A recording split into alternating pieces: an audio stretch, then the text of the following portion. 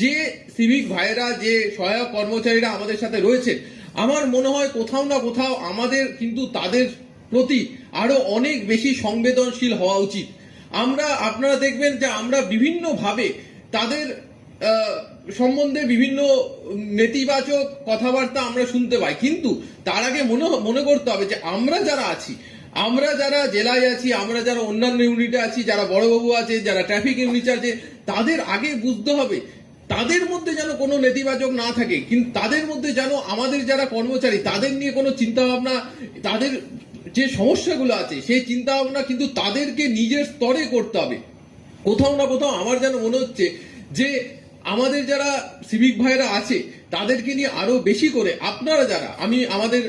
কালকে আমার যখন ক্রাইম কনফারেন্স হয়েছে আমি তখনও বলেছি, আমাদের যারা পুলিশ অফিসার আছেন, যারা ইউনিটে আছেন, তারা কিন্তু আরো ভালো, আরো বেশি করে আমাদের সিভিক ভাই এবং আমাদের সহায়ক যারা পুলিশ কর্মী আছে তাদের কথা ভাবুন। সেই ছেলেগুলো, সেই মেয়েগুলো কিন্তু প্রতিদিন রাস্তাতে দাঁড়িয়ে হয় ট্রাফিক ডিউটি করছে বা থানার ডিউটি করছে। আজকে যদি তারা থানাতে আপনার দেখুন যে 24 ঘন্টা কোনো সহায়ক কর্মচারী কিন্তু সহায়ক কর্মী, আমাদের যারা সিভিক ভাই এবং যারা হোমগার্ড, যারা এনভিএফ, যারা ভিলেজ পুলিশ, তারা যে পরিষেবাটা দিচ্ছে তার কিন্তু কোনো তুলনা নেই। তা আবার আপনারা জানেন বারবার উঠে এসছে যে ডিমোবালাইজ বা এই সমস্ত সংক্রান্ত, এগুলোর কোনো দরকার নেই। যেখানে কেউ যদি কোনো একটা ভুল করে তাহলে সে তার শাস্তি পাবে, কিন্তু সেই শাস্তিটা তার ভুলের সমতুল্য হওয়া উচিত। যে ভুলটা সে করেছে সেই অনুযায়ী তার ডিমোবালাইজটা হওয়া উচিত, নাকি সে সারা পুরো সময়টাই সে সেই শাস্তি ভোগ করবে। তো এই জিনিসগুলো আপনাদের মধ্য দিয়ে আমি চাইবো যে আপনারাও আপনাদের যে ইউনিট আছে ইউনিটে গিয়ে আপনারা সকলের সাথে কথা বলবেন এবং আরো অনেক সংবেদনশীলতার সাথে অনেক আমি বলবো যে এই আমাদের যারা সিভিক ভাই আছেন এবং অন্যান্য সহায়ক কর্মচারী আছেন তাদেরকে আরো কাছে টেনে নিয়ে তাদের কি সমস্যা আছে সেই সমস্যাগুলো জানার চেষ্টা করবেন। বারবার বলছি, কোথাও যদি মনে হচ্ছে যে সেই সমস্যার সমাধান আপনার ট্রাফিক গার্ডের লেভেলে হচ্ছে না, সেই সমস্যার সমাধান আপনার থানার লেভেলে হচ্ছে না, তাহলে আমার কাছে আসুন। আমাদের আরো সাহেব আছেন বা রাজেশের টিম আছে, আরো ওয়েলফেয়ার আছে বা আমার অফিসও আছে, সবসময় আসুন, আমরা কিন্তু সেই সমস্যার সমাধানের চেষ্টা করব। কিন্তু জানেন যে আমার মনে হয়, আমি সব জায়গাতে বলি, যারা লেডি পুলিশ পার্সোনাল আছেন তারা আমাদের ডিপার্টমেন্টে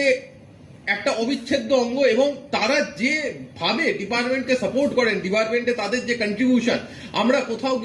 যেন সেটা সবসময় রিকগনাইজ করতে অনেক সময় তাদের কথা বলতে ভুলে যায়। কিন্তু